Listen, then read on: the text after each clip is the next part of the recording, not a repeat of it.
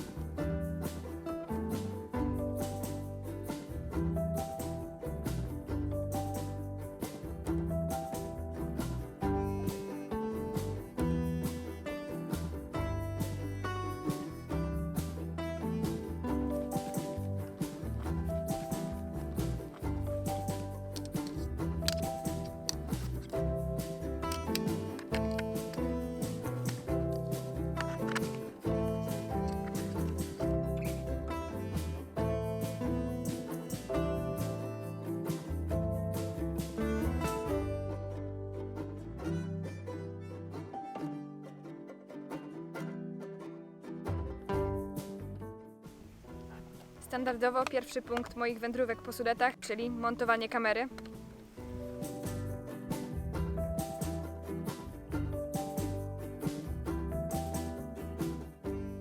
Za każdym razem, gdy przyjeżdżam w Sudety, montuję moją kamerę w tym samym miejscu. Jest to stary sad, który możecie kojarzyć z moich relacji. Jeszcze tylko sprawdzę, czy obraz jest ok i ruszamy dalej. Jesteście ciekawi, co wcześniej uwieczniło się w tym miejscu? Ze względu na łatwy dostęp do pokarmu przychodzi tu sporo gatunków. Jednymi z najczęstszych gości są dziki.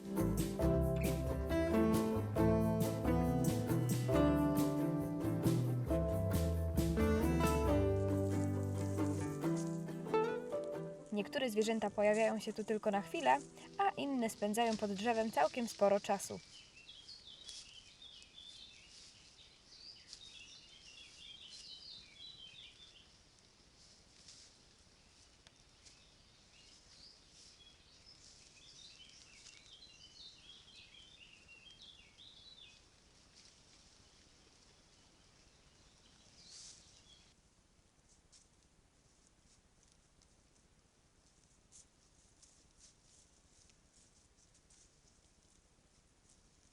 W tym starym sadzie jest mnóstwo owoców. Są jabłka, gruszki, śliwki, oprócz tego są też orzechy laskowe, a te papierówki są szczególnie pyszne, więc nie dziwię się jeleniom, że tutaj przychodzą.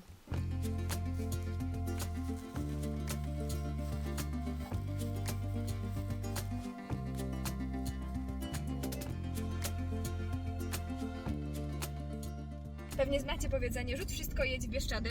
Ja zastępuję Bieszczady Sudetami. Pobudka o 4 rano i jestem.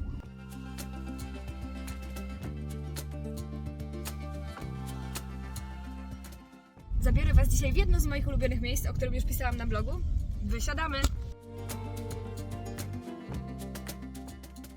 Wędrówkę rozpoczęłam od drogi biegnącej wśród łąk i zadrzewień. Oprócz podziwiania widoków, oczywiście wypatrywałam bohaterów rykowiska, czyli jeleni.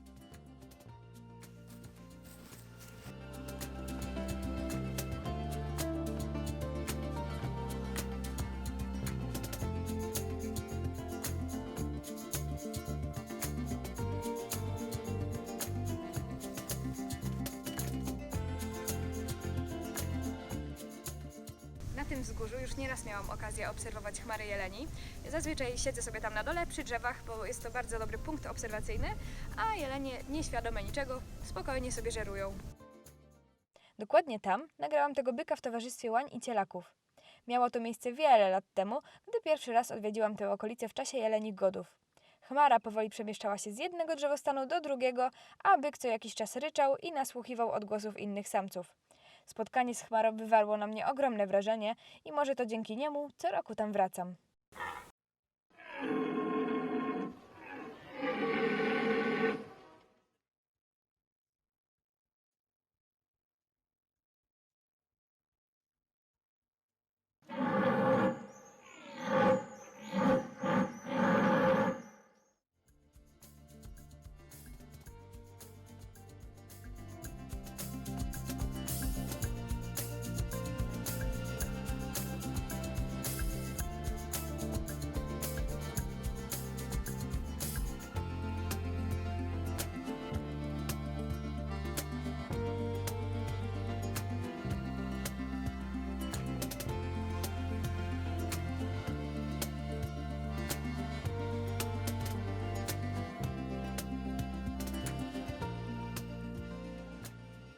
zwierzęta musiały tutaj nieźle ucztować. Mamy tutaj mnóstwo kości i jakbyśmy szli szlakiem w dół, to jest ich jeszcze więcej.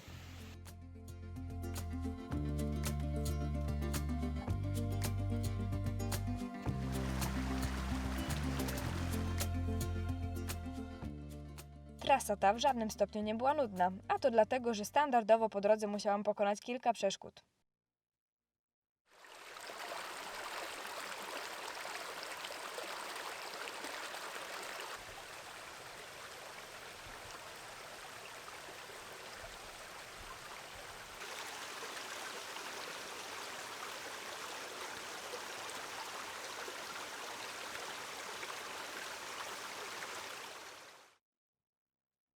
Patrzcie tylko, tam jest raniuszek, a chyba nawet jest parka, ale niestety mój długi obiektyw jest w plecaku.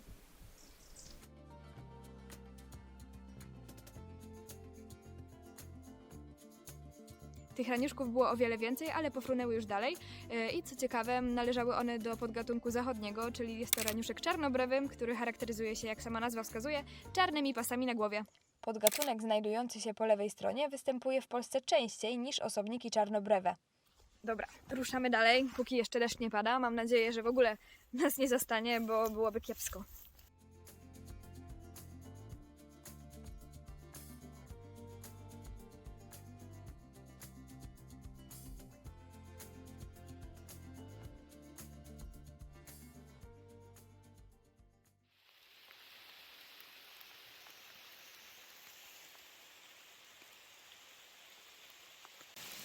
Wszystko do tej pory było super, ale niestety, tak jak zapowiadali, zaczęło padać. Jelenie w taką pogodę niechętnie wychodzą, więc ruszam do chatki. Z drugiej strony widziałam tutaj 2 czatownie, więc może komuś uda się jeszcze zrobić dzisiaj jakieś fajne zdjęcia, ale to raczej już jak przestanie padać, o ile w ogóle przestanie.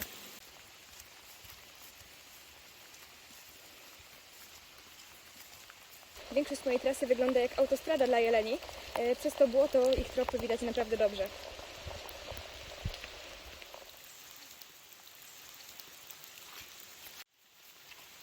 No, piękne babrzyska się tutaj stworzyły, piękne.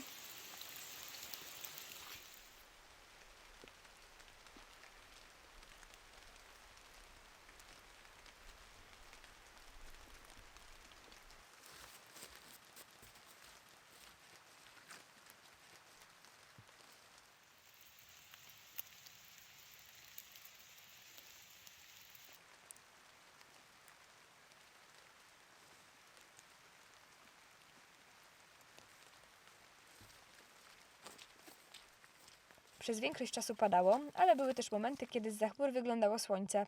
Zaledwie kilka chwil po tym, jak się przejaśniło, wypatrzyłam licówkę, za którą podążały cielaki wraz z łaniami, a przemierzając kolejne kilometry, niezmiennie wsłuchiwałam się w porykiwania byków.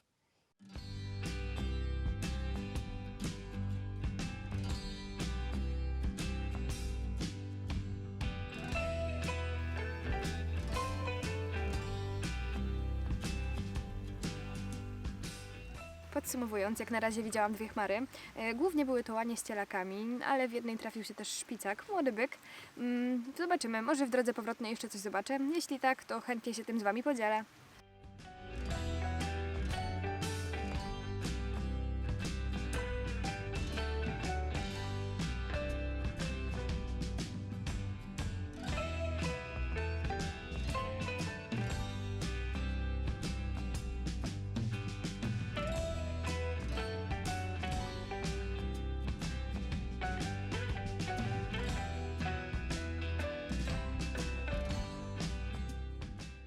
W tym miejscu potok wygląda trochę gorzej. Myślałam najpierw, żeby przejść po tych drzewach, ale przez deszcz są śliskie, więc ruszam dalej. Już byłam na szczycie góry i wracam. Tego się nie spodziewałam, ale widzę, że wyszły jelenie. Wrócę się kawałek i poobserwuję je z daleka.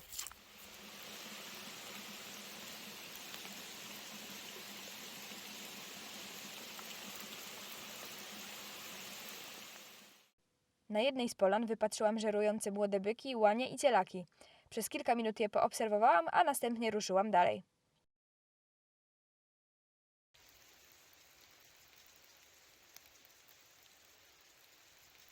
Miało Zaczęło się rozjaśniać, ale niestety słońce się schowało, więc teraz robimy definitywny powrót.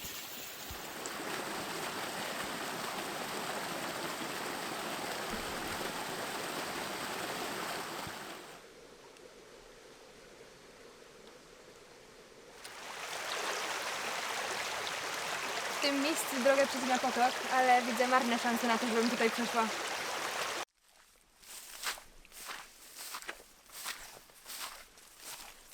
Okazało się, że to nie był koniec spotkań z jeleniami na ten dzień. Na pożegnanie wyszedł taki oto byk stadny, a przed nim podążała jego całkiem liczna chmara. Popatrzył na mnie, zrobił kilka kroków, potem odwrócił się w stronę swojego haremu i dostojnie ruszył w stronę lasu.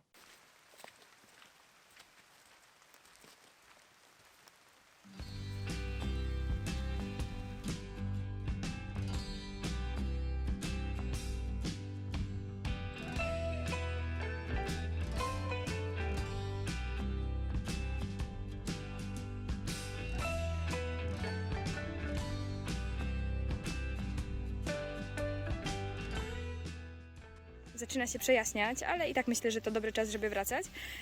Nie wiem, czy to widać, ale mniej więcej tutaj las zaczyna oddychać, czyli pojawia się taka mgła. Wspominałam już, że lubię tę górę. W tym momencie nie bardzo. Mam do przejścia jeszcze tylko kilka górek i będę na miejscu. Gdy dotarłam do najbliższej miejscowości, zapadł zmrok. Byki ryczały coraz intensywniej, więc jeszcze przez jakiś czas wsłuchiwałam się w ten niesamowity koncert natury. Przed wyjazdem do chatki zaliczyłam 2 obowiązkowe punkty, czyli ciepłą kąpiel, a także przebranie się w suche rzeczy. Następnie ruszyłam dalej, by po jakimś czasie dotrzeć na miejsce. W lesie było zupełnie ciemno, ale z daleka przywitał mnie blask bijący od świec.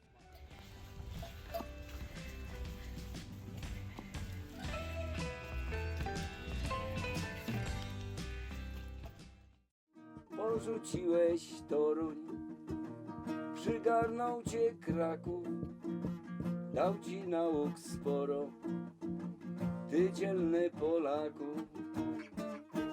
O Mikołaju, o Mikołaju, zatrzymałeś słońce gdzieś tam na skraju. O Mikołaju, o Mikołaju, zatrzymałeś słońce gdzieś tam na skraju.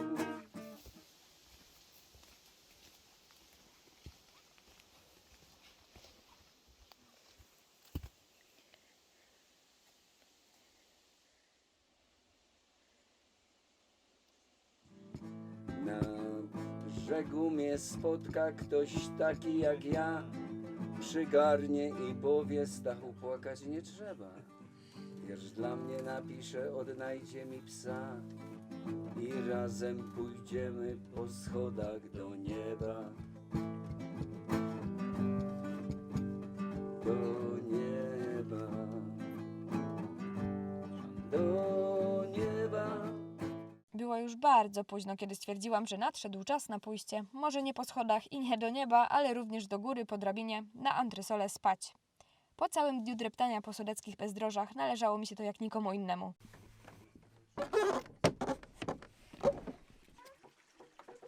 Poranek okazał się być naprawdę chłodny, ale za to mgła sprawiła, że w okolicznym lesie zapanował wyjątkowy, tajemniczy klimat. Woda z górskiego strumienia była porównywalnie lodowata do tej z syberyjskich rzek, w których kilka lat temu przyszło mi się kąpać.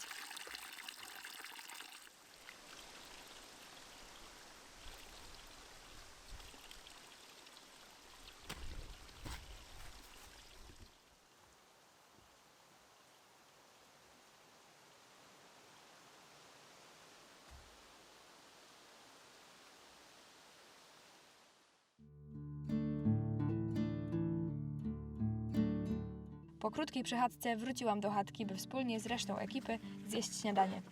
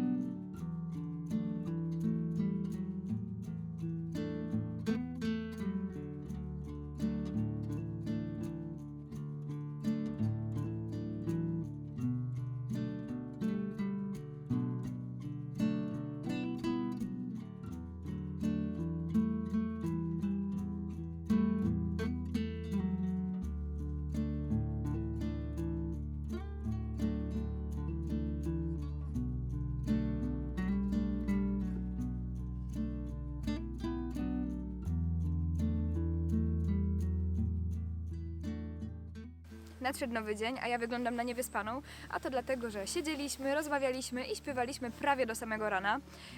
Teraz w naszych planach jest wędrówka wokół chatki. Zobaczymy, jak ten las się zmienił przez kilka lat, bo no, już trochę czasu mnie tutaj nie było. Co prawda pada deszcz, ale wykorzystamy takie okna pogodowe. W porównaniu do wczoraj ta pogoda jest idealna. Jeszcze jedno, zapomniałam się z Wami podzielić, że w nocy z głębi lasu słyszeliśmy ryki jeleni.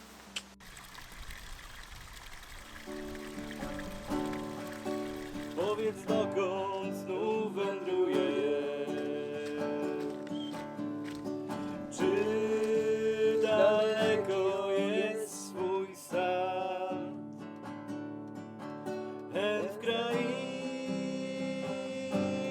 buczynowe, ze mną tam układa pieśni wiatr. Hen w krainy buczynowe, ze mną tam nikogo, tylko wiatr.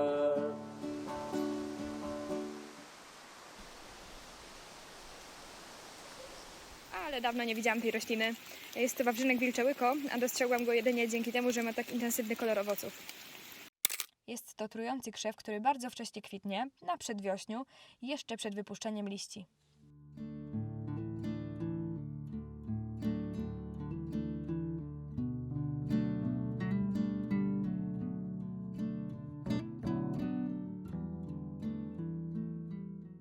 Takie nietypowe budki przeznaczone są dla popielicy, czyli dla szarego gryzonia, który lubi drzewostany bukowe. Przed Wami jedyne zdjęcie, jakie udało mi się zrobić temu ssakowi. Jego nazwa łacińska jest naprawdę łatwa do zapamiętania, a brzmi Glis glis.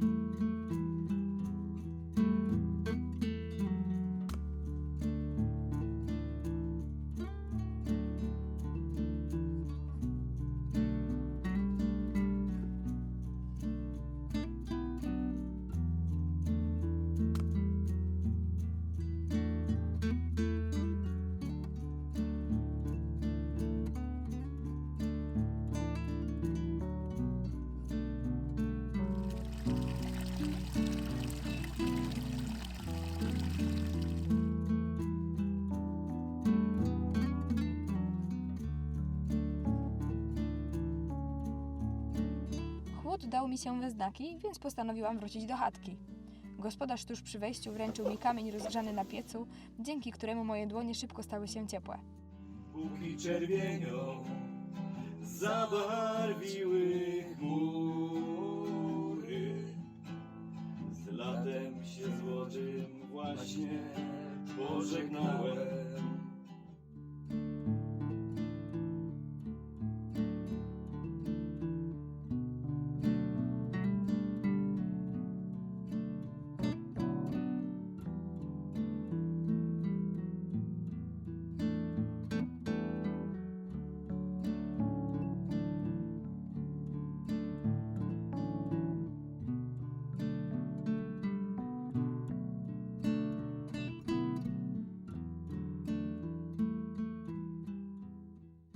Kolejne kilka godzin minęło mi na rozmowach, delektowaniu się gorącą herbatą, podziwianiu sudeckich krajobrazów i oczywiście na odpoczynku.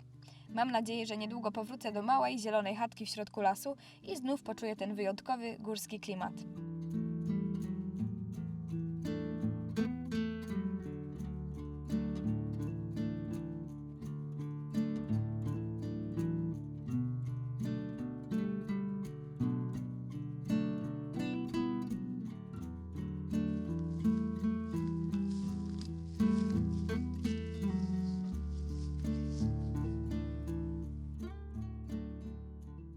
Oczywiście nie mogę pominąć nagrań z kamery.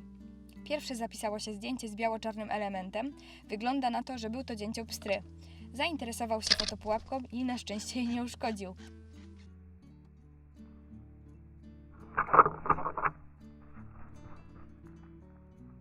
Być może był to dzięcioł duży.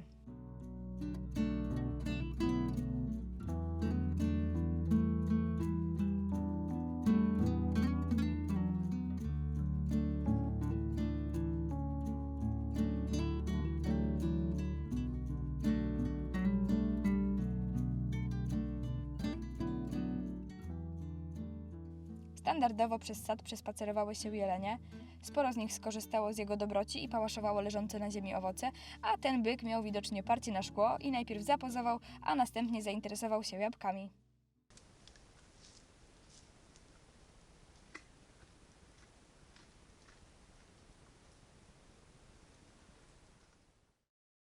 Na dzikiej stołówce pojawiła się jeszcze jedna chmara. Były to młode byki, cielaki, a także łanie. Bardzo długo okupowały to miejsce i zniknęły w leśnej gęstwinie dopiero nad ranem.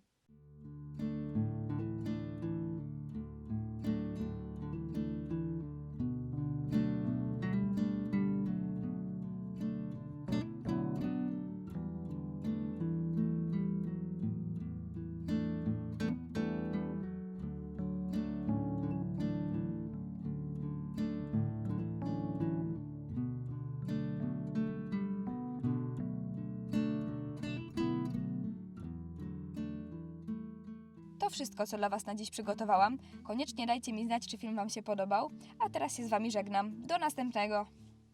Jak długo postoi mój domek skarb, dach trochę przycieka, wiatr wieje przez szpary i nie wiem, czy minął dzień czy 100 lat, bo zginął kalendarz i milczą zegary.